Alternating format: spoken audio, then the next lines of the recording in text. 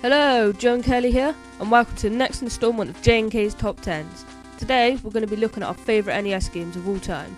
Just to clarify though, make sure you remember that these are our favourite games, not necessarily the best games, just the ones that we like the most. So without further ado, let's get this thing started. So to start off with, at number 10 we have chosen Marble Madness. This is a puzzle platform game developed by Tengen. The aim of the game is to use your controller to guide the marble to the end of the stage whilst avoiding enemies. It's a pretty simple game, but it's one of those really addictive ones.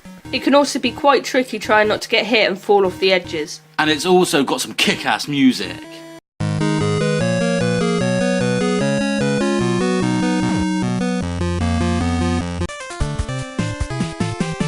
At number 9 we've gone with Silver Surfer. Developed by Software Creations and released in 1990, Silver Surfer is a shoot-'em-up, known for its hard difficulty. So this game received mixed reviews, but for us we really enjoy this game.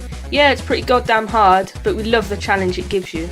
We haven't actually beat any of the levels of this game yet because of the onslaught of enemies and the one-hit deaths, but every time we play it, we get a little further, so it makes us want to keep playing. Also, you can't deny the epic music for this game.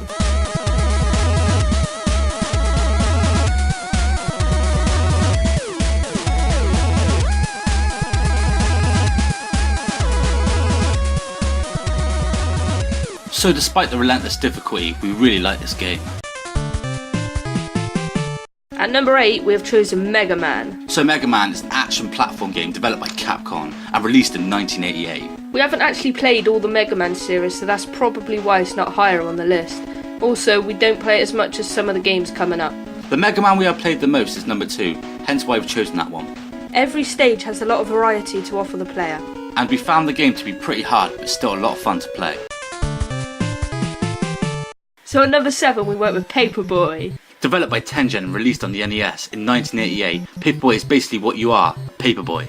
What you have to do is ride your bike along the path and throw the newspapers at people's doors. Before starting the game, you will see the houses you are meant to deliver to. Whilst doing this, you have to dodge things like cars, drain holes, dogs and other random things. This is a really fun, simple game that we can always come back to and play.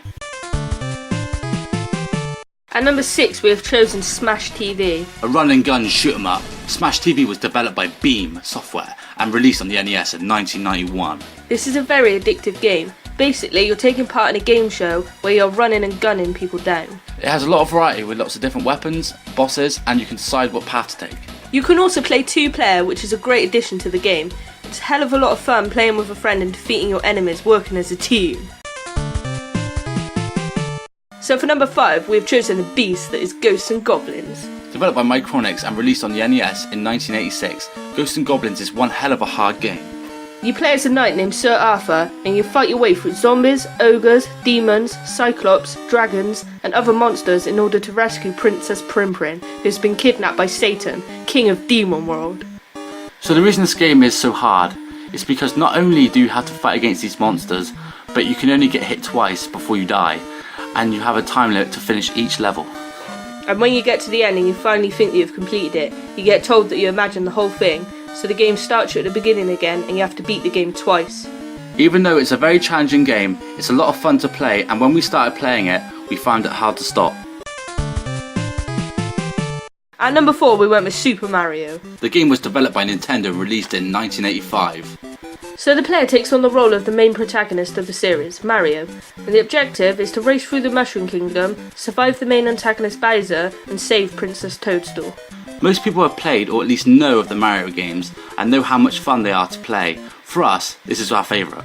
You can also play 2-player, where the other player takes control of Mario's younger brother Luigi. So at number 3 we have Contra. Developed by Konami and released on the NES in 1988, it's a pretty intense action-packed game.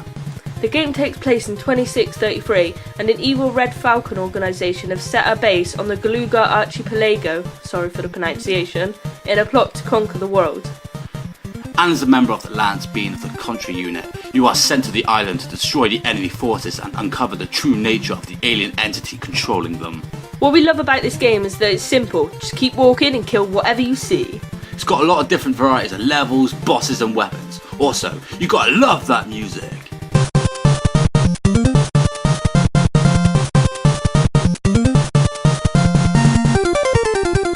It's also also got a 2-player mode for when you want to take on the enemy onslaught with a friend. At number 2, we have Ninja Gaiden. An action platformer game that's developed by Tecmo and released on the NES in 1989. So you play as a ninja named Ryu Hayabusa who seeks revenge for the death of his father. But as you get further into the game, you find out that your father is still alive, and when you reach the temple's inner chambers, you discover that your father was not killed, but instead possessed by an evil figure. When you play the game, you'll see that the difficulty is extreme, and you'll find yourself dying a lot, mostly by getting knocked off the platform. It's a very fun game with lots of different weapons, bosses, and a variety of stages. The game has great cutscenes, and you can't deny the music.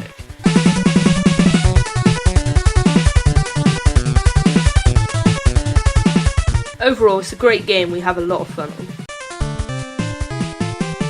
So our number 1 NES game is Castlevania. Developed by Konami! Castlevania is an action platformer game. The player takes control of Simon Belmont as you travel through Dracula's castle, which emerges every 100 years. So you fight your way through many enemies such as Frankenstein, the Mummy Man, the Phantom Bat, Queen Medusa, and the Grim Reaper. After defeating Dracula, you escape and watch the castle crumble. This is a very challenging game, as you find yourself constantly getting hit back and falling to your death. After defeating a boss, you really feel as though you've accomplished something, as you get one step closer to Dracula.